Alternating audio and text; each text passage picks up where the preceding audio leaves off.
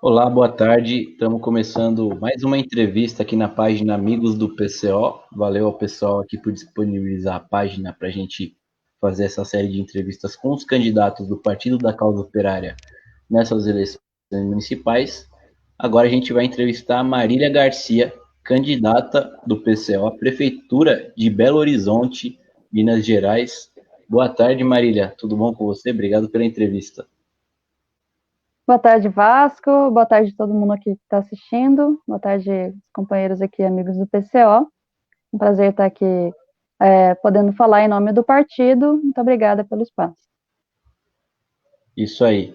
Ô Marília, você é uma das candidatas aí mais jovens, né, na a prefeitura das capitais e das cidades em geral. Você tem 24 anos, né? Exatamente. Vinte e Exatamente. quatro anos. Fala um pouco Eu aí sou uma. sobre como é, mas você já foi candidato, já havia sido candidato em 2018 pelo partido, né? Fala um pouco sobre a questão da sua candidatura aí em 2018 e também seu início aí no PCO, como que você entrou no PCO, quando que você entrou no PCO também, bem jovem, aliás, né, inclusive, entrando no PCO. Exatamente. Eu fui candidata em 2018, né? Eu entrei no PCO em 2018 e fui candidata a deputada federal por Minas Gerais também. Na época eu fazia parte, morava ali. E exatamente também a gente, a minha presença como candidata aqui em 2020 mostra que o partido de fato dá espaço aí para a juventude, tanto para os cargos aí de legislativos, né, como também para os cargos executivos, mostrando aí que de fato não só o nosso partido dá o espaço para a juventude, mas também ele dá espaços fundamentais aí, inclusive de decisão, que é uma decorrência da própria organização partidária que tendo essa premissa, né, de dar espaço para o jovem, para as mulheres e para os negros, a gente é, pode citar aí uma série de pessoas da nossa própria direção partidária que são muito jovens, inclusive a gente sendo conhecido como o partido que mais faz as coisas na situação política, vocês vão entender que os principais agentes dessa, dessa fama são exatamente os jovens do partido, que tocam aí grande parte do trabalho à frente. Então, exatamente a nossa juventude não é só, é, ela não só tem um espaço, mas também ela tem muita capacidade, aí ela comprova muito a sua própria capacidade no trabalho político geral. Você, inclusive, é uma das coordenadoras da organização de juventude do PCO, né? A Aliança da Juventude Revolucionária. Fala um pouquinho sobre a atuação da AJR aí, como você falou, o partido é um partido que tem muitos jovens, né? E tem esse núcleo aí para organizar os jovens em torno do partido que é a JR. Exatamente. A gente tem uma organização nacional de juventude, que é a Aliança da Juventude Revolucionária, da qual eu faço parte e tenho a honra aí de ajudar na coordenação. A gente atualmente tem desenvolvido aí a, como um movimento de liderança, né, das greves contra o ensino à distância, pelo Fora Bolsonaro e contra as voltas às aulas, agora estando colocada aí essa situação. A gente, inclusive, vem travando aliança contra os setores que, influenciados pela nossa política e também pela própria efervescência geral da juventude, já estão aí se movimentando para aprovar essas mesmas greves. Então, exatamente, essa organização em nível nacional, ela vem travando aí um papel cada vez de mais importância, né, na situação política, ainda mais agora com a questão fundamental aí do imperialismo, que está colocada é a questão da volta às aulas presenciais, fato, é, fato esse, né, que é comprovado por essa medida aí ser uma iniciativa internacional. Então, exatamente, a gente está vendo aí essa série de ataques contra a população e uma alternativa a isso é exatamente a organização da juventude. A nossa organização tem esse papel aí fundamental. Agora você falou a questão do ensino à distância, né? Quais que são os problemas aí da educação à distância, né? Por que que existe uma luta da AJR e do próprio PCO contra o ensino à distância, Marília? Bem, eu acho que a primeira coisa que a gente precisa deixar claro, né, é que o, o, os problemas que eu vou falar aqui do ensino à distância, eles não são diferentes do problema do ensino remoto, que foi colocado aí como nome mais bonitinho para tentar diferenciar um do outro, exatamente porque, como a gente vai falar, sendo o ensino à distância uma pauta quase histórica da direita, a gente entende que se a direita conseguir emplacar esse ensino, ela não vai arredar o pé, ela vai querer continuar aí com essa medida. Então, basicamente, as questões principais, os problemas principais do ensino à distância, né, são, a primeira das questões é a própria preparação para a privatização. A gente tem aí o ensino à distância como um processo de sucateamento do próprio ensino em geral, que facilita, pela possibilidade de demissão de uma série de funcionários, tanto funcionários das escolas, universidades, quanto os professores, né, que só teriam que gravar, um professor gravar aula aí para milhares de pessoas, possibilitando aí uma redução inominável de custos aí, é uma questão que aumentaria muito os lucros aí das empresas que poderiam comprar é, um ensino público brasileiro. Outra questão fundamental sobre essa questão do ensino à distância, inclusive, ela diz respeito ao próprio ataque à tendência de organização estudantil e o processo de socialização que se dão no ensino presencial. Né? A gente vê aí que o ensino presencial ele é uma forma também não só de aprender matérias e tudo mais, mas também de socializar e promover o próprio crescimento e organização políticos.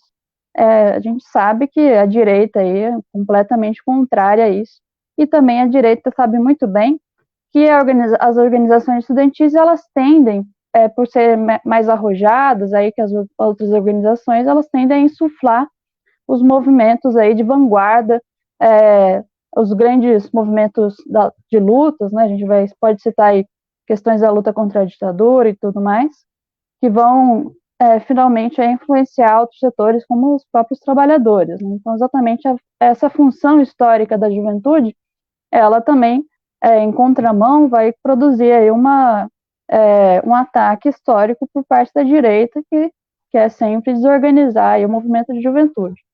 É importante a gente falar no sentido mais específico agora da situação da pandemia, que exatamente o ensino à distância é uma falsificação, né?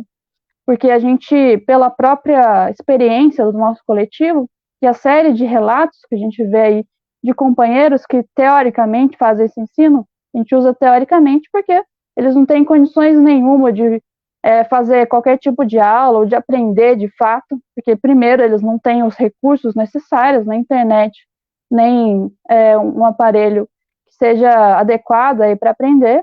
Também a gente sabe muito bem aí que ter uma plataforma dedicada especificamente para o ensino dos estudantes é uma coisa assim, também não é uma realidade.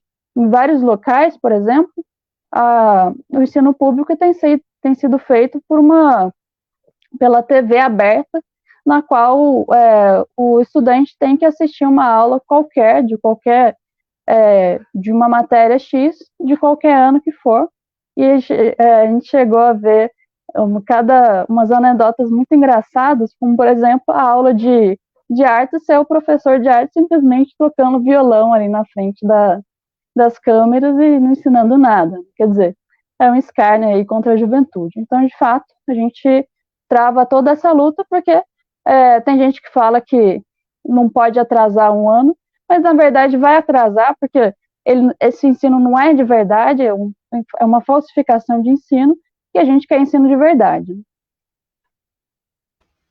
O PCO, portanto, é contra, né, o EAD, só que ao mesmo tempo é contra a volta às aulas enquanto não houver vacina para o coronavírus, enquanto houver, né, essa pandemia atingindo a população brasileira.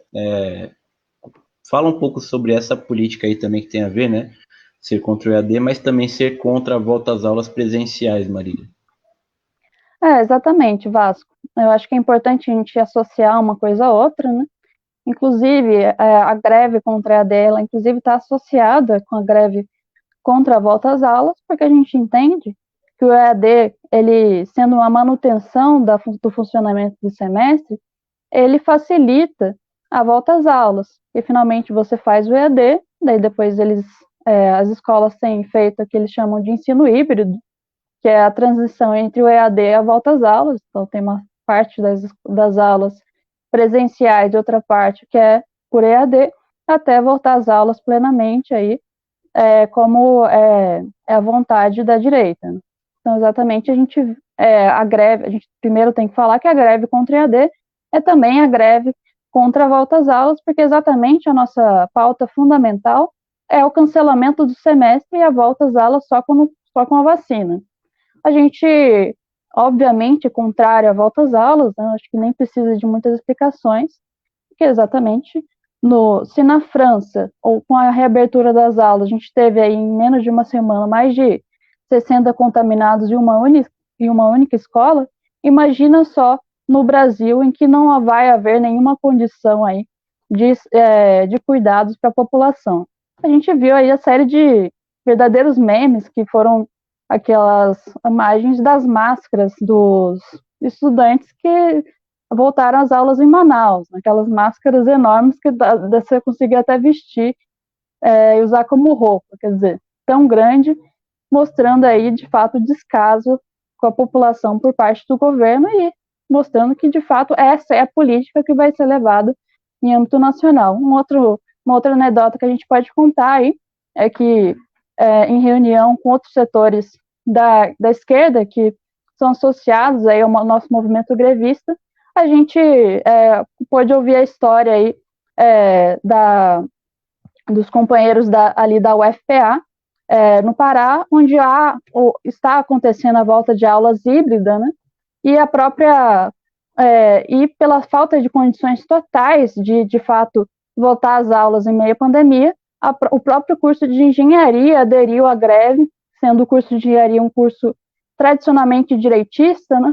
Foi lá, aderiu à greve um dia depois do primeiro dia de aula, pela falta de condições totais aí, constatada por todo mundo. O PCO, historicamente, defende a estatização de todo o ensino, né? Sem que haja ensino privado e que todos os estudantes tenham direito à universidade, a chegar à universidade, né? Você também vai levar esse programa nessas eleições, né, Marília? Explica um pouquinho sobre essa questão aí, mais geral, da educação para o PCO, né? A questão do ensino ser um ensino público, gratuito e para todo mundo, independente de classe social. É uma coisa que a gente vê, na verdade, sendo atacada, né? Sendo retrocedida, ao invés de haver uma maior democratização do ensino, o que a gente está vendo é uma privatização maior do ensino, principalmente aí no governo Bolsonaro, né? Exatamente. Eu acho que é importante isso que você falou, Vasco, que exatamente o governo Bolsonaro ele leva a política oposta que a gente tem, né? Se de um lado a nossa política é exatamente não só estatizar o ensino, mas deixar o controle das escolas e universidades nas mãos da população, pelo contrário, a gente vê o governo Bolsonaro aí uma iniciativa verdadeiramente privatista em relação ao ensino e também aí fazendo uma série de intervenções bolsonaristas nas reitorias aí das escolas, das universidades e dos institutos federais, né? Eu acho que é importante a gente destacar qual que é a nossa posição em relação a isso, né? Eu acho que é importante também a gente esclarecer sobre a questão da estatização que a gente defende.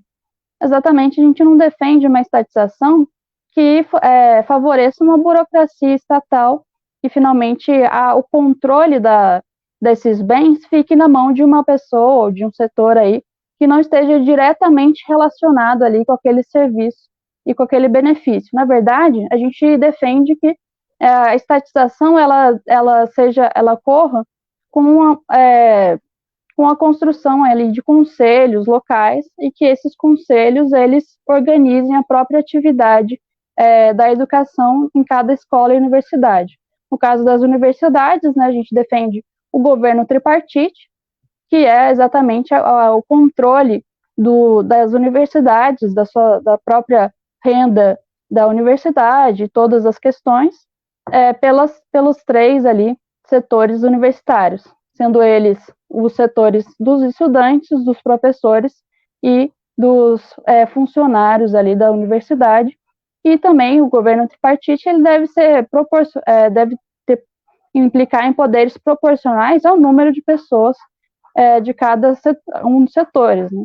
Isso implica que a própria juventude, que é o setor mais progressista e arrojado, quer dizer, aquele setor que defende os interesses do desenvolvimento científico, do desenvolvimento social e todas essas questões, vão ser aqueles lá que vão ter o maior poder de decisão na universidade, é uma questão fundamental.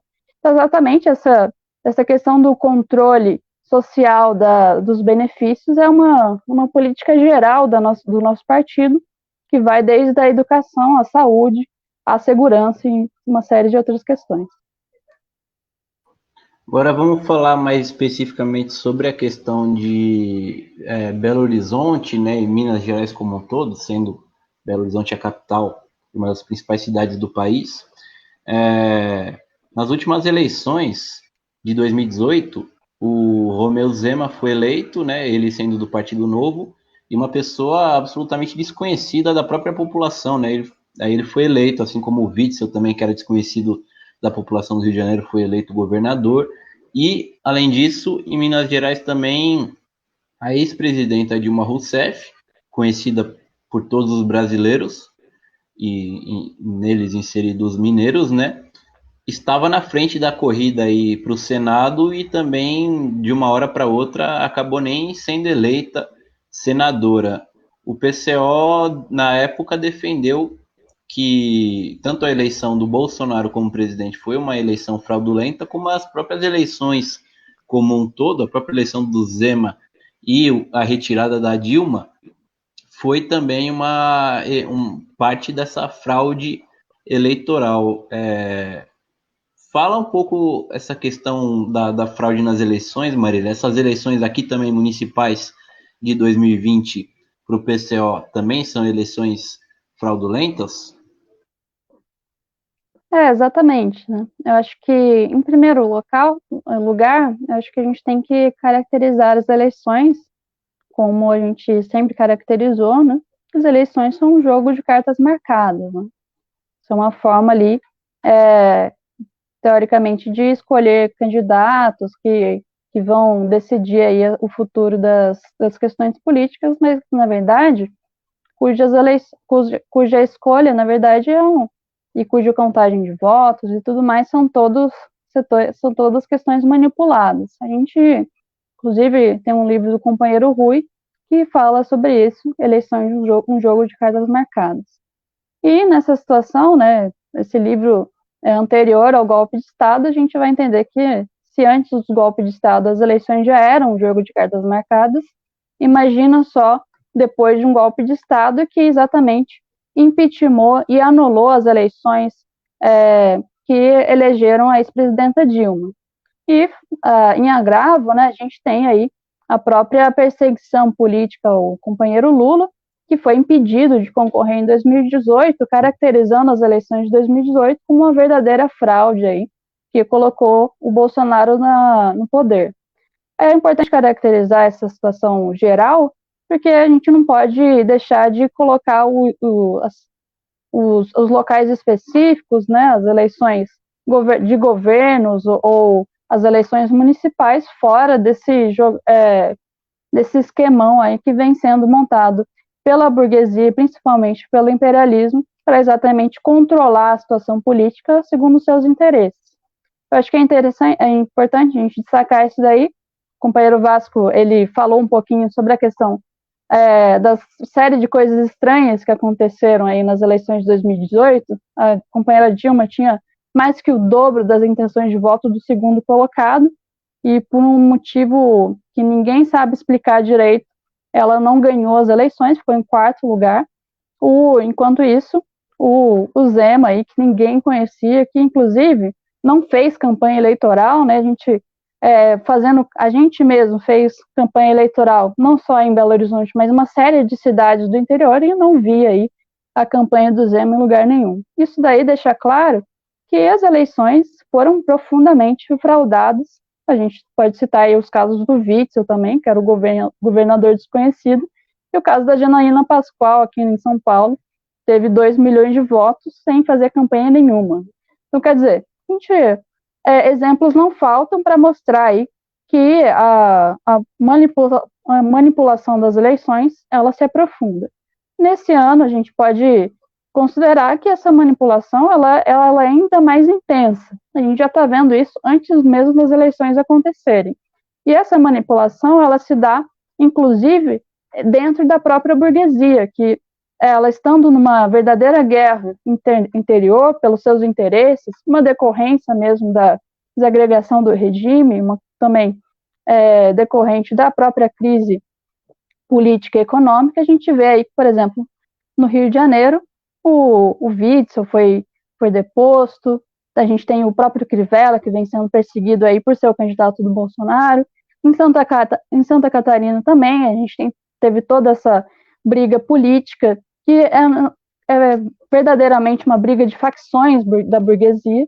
Isso tudo vai mostrar que, se isso acontece nos meios da burguesia, imagina só em relação à esquerda, contra a qual toda essa burguesia, mesmo as que estão brigando, vão se juntar para atacar. Exatamente, a gente vai entender que, nessa situação, a esquerda tende a ser ainda mais perseguida. A gente mesmo, em 2018, teve todas as nossas candidaturas impugnadas e anuladas. Eu mesma fui impugnada por, teoricamente, eu não saber escrever, sendo que eu faço faculdade e tudo mais, que é um absurdo total. E é aquele esquemão, né? Eles impugnam a candidatura para demorar séculos no seu processo, e no final, o processo perdeu o objeto, você ter os votos anulados. É basicamente isso que acontece, né? Então, se isso aconteceu com o nosso partido, imagina só com o restante da esquerda. Acho que é importante a gente destacar isso daí, né? Agora, se o PCO considera que as eleições são fraudulentas, por que o PCO está participando dessas eleições, Marília? Qual que é o objetivo, afinal? Vou tomar um galinho de água aqui. Hoje está quente, né? Bem, porque a gente participa das eleições, né? Acho que essa é uma pergunta importante que vai suscitar uma resposta muito importante também. Eu acho que a principal questão que faz a gente participar das eleições é exatamente fazer a campanha política. E por que isso é importante? A gente vai ver que... Bom, houve uma internet maldita aqui, da NET, da Views, sei lá, nas duas deu queda aqui. Internet no Brasil é uma beleza, né, depois que privatizaram. Mas vamos continuar aqui com a entrevista com a Marília Garcia. Ela estava explicando para a gente que o PCO defende que as eleições são de cartas marcadas, são fraudulentas, mas mesmo assim o partido participa das eleições. Por que, Marília? Exatamente, a gente estava parando essa parte, né? Bem, acho que é interessante a gente colocar essa questão. A gente, apesar delas serem um jogo de cartas marcadas, quer dizer, extremamente manipuladas, elas ainda assim são um evento político do qual a gente deve participar, principalmente para fazer a campanha política. O enorme crescimento do número de candidaturas do partido em uma série de cidades e em todas as principais capitais, com a nossa presença, eles já são uma explicação por si só do motivo pelo qual a gente participa das eleições. As eleições sendo uma forma de fazer campanha, levada pelo partido como uma forma de tribuna política, que exatamente faz com que a gente tenha espaços aí, mesmo que limitados, né, pelas eleições antidemocráticas nas quais a gente vive, a gente tem espaços para debater a política, para colocar as nossas posições e, finalmente, para fazer o processo de mobilização, que é a nossa política fundamental aí, colocando os eixos da campanha, que é exatamente o Fora Bolsonaro e a questão da unidade em torno da candidatura do Lula, como uma forma de mobilizar as pessoas que estão aí atentas às questões eleitorais, às questões políticas nesse momento das eleições. Isso é importante. E outra questão importante também é exatamente o crescimento do partido nas diversas cidades aí, que pela nossa presença com candidatos a gente vai passar a ser conhecido, né, como um partido político, uma alternativa política na situação, e exatamente a gente trabalha aí para aumentar a polarização política nesse sentido, exatamente com a nossa presença nas eleições. Tem muita gente, né, que nas eleições municipais, principalmente, fica de saco cheio daquelas propostas, né, e debates em torno de questões muito burocráticas, aumento do IPTU, aumento de impostos, diminuição de impostos, pavimentação de calçada, construção de rodovia, mais bicicleta, ao mesmo tempo que a população aí está com desemprego elevado, inflação galopante e muita gente, inclusive, começando a passar fome e tudo mais, né, no país inteiro, não só em uma cidade ou outra. As propostas do PCO vão nesse sentido, né, não são propostas de pequenas reformas em bairro, em municípios, são propostas gerais nacionais, né? Como você falou, do Fora Bolsonaro e do Lula para 2022, né? Por que a necessidade de duas propostas assim como essa e não propostas imediatas para atender reivindicações específicas? A primeira coisa que a gente tem que deixar claro, né, é que o nosso partido, ele sendo um partido marxista, um partido operário, o trabalho principal do nosso partido é falar a verdade para a população. Quer dizer, um partido operário deve sempre primar pela realidade da sua política e pela realidade daquilo que ele propõe para o povo. É importante falar que se a gente propuser que a gente vai solucionar os problemas da população, seja em âmbito local, seja em âmbito nacional, com as eleições, com medidas parlamentares, ou então com questões completamente que não fazem diferença, como, por exemplo, pavimentar as ruas ou coisas do tipo, a gente vai estar enganando os trabalhadores. Exatamente, essas medidas são conhecidas como medidas aí da política burguesa, que é uma política em grande, por excelência, demagógica, né? A gente é completamente contrário a esse tipo de coisa. Na verdade, a nossa política, como a gente falou, é uma política unitária, a gente não tem duas políticas, a gente não tem um partido com um programa para fora das eleições, um partido com um programa para as eleições, que é um contrassenso. O nosso partido, ele sempre segue o mesmo programa, seja nas eleições, seja fora dela, exatamente, que é avançar, sempre avançar ali, no sentido do desenvolvimento da luta dos trabalhadores e da sua própria consciência de classe. Nesse sentido, a gente coloca que as pautas fundamentais para a luta, seja em âmbito municipal, estadual ou nacional, as pautas fundamentais, elas são essas pautas que a gente colocou. E, finalmente, a gente precisa situar a cidade de Belo Horizonte, por exemplo, em nível nacional. E no Brasil, a gente está sofrendo um golpe de Estado. A gente citou aqui a questão da manipulação das eleições.